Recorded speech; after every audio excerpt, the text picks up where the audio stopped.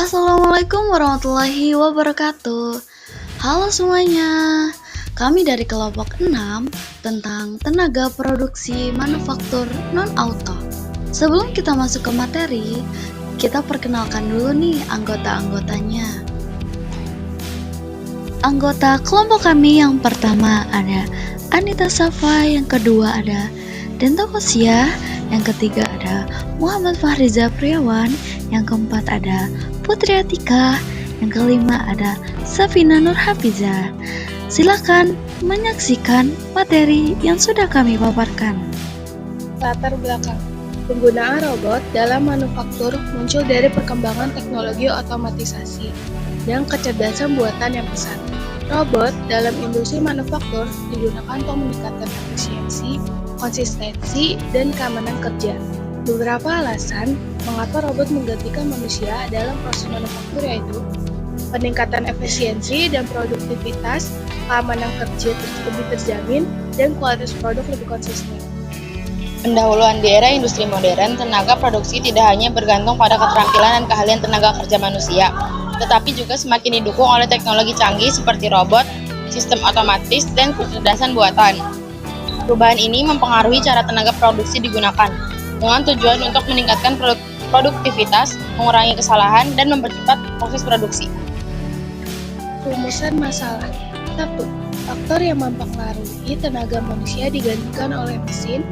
2. Dampak negatif dari terjadinya tenaga manusia digantikan oleh mesin. 3. Pekerjaan apa saja di manufaktur yang sudah digantikan oleh tenaga mesin. 4. Bagaimana penerapan robot dalam manufaktur berdampak pada keberlanjutan lingkungan. Alasan tenaga manusia diganti menjadi tenaga mesin. Yang pertama, robot super efisien. Robot-robot bisa bekerja non-stop 24 jam sehari, 7 hari seminggu, tanpa perlu istirahat atau libur. Mereka tidak kenal capek, tidak butuh tidur, dan tidak pernah minta cuti. Selain itu, akurasi dan kecepatan mereka jauh melebihi manusia. Misalnya nih, di pabrik mobil, robot bisa dipasang ribuan komponen dengan presisi tinggi dalam waktu yang sangat singkat. Yang kedua, biaya operasional lebih mudah.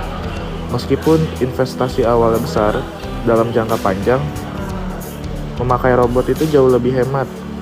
Mereka nggak perlu gaji bulanan, nggak perlu asuransi kesehatan, dan nggak perlu tunjangan hari raya. Belum lagi, robot bisa kerja di kondisi ekstrim tanpa protes. Yang ketiga, fleksibilitas. Banyak robot dapat diprogram untuk melakukan berbagai tugas, memungkinkan adaptasi cepat terhadap perubahan permintaan.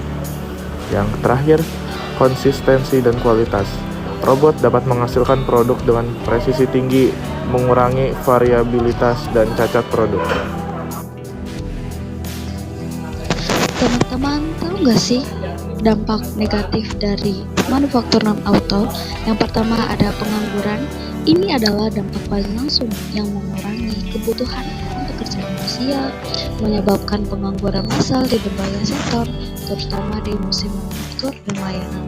Pekerjaan yang kehilangan pekerjaan akan kesulitan menemukan pekerjaan baru yang sulit dengan keterampilan mereka, terutama jika mereka tidak memiliki keterampilan yang dibutuhkan untuk pekerjaan di sektor lain.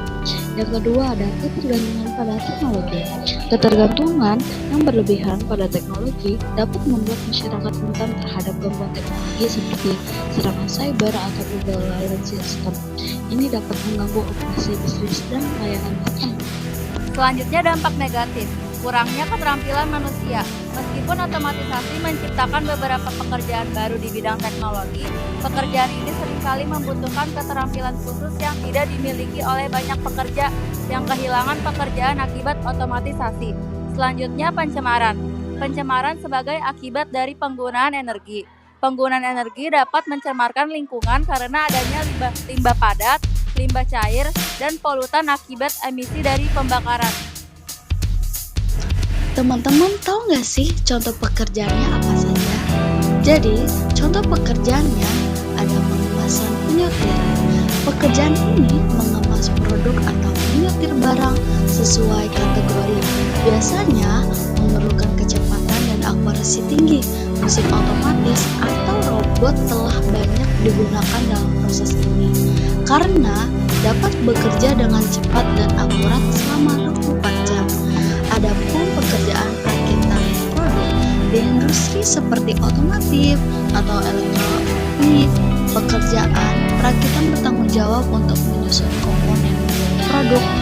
Jadi, robot perakitan telah diimplementasikan dalam banyak pabrik untuk menggantikan pekerjaan ini karena presisi dan efisiensi yang lebih tinggi. Selanjutnya, contoh pekerjaan ada operator mesin pres.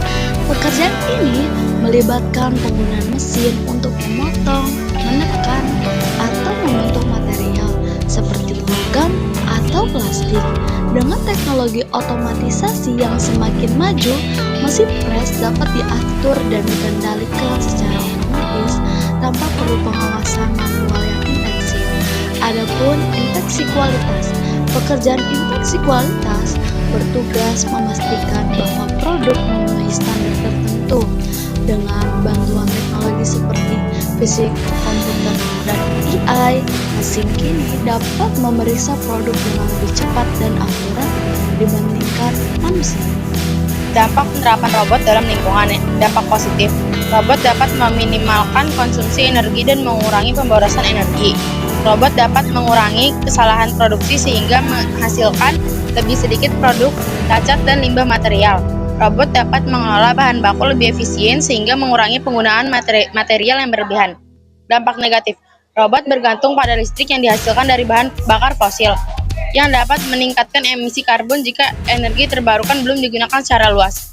Pengoperasian robot membutuhkan sumber daya dan energi yang tidak sedikit. Ketika robot mencapai akhir masa pakainya, mereka berkontribusi pada limbah elektronik yang dapat mencemari lingkungan jika tidak dapat dikelola dengan benar.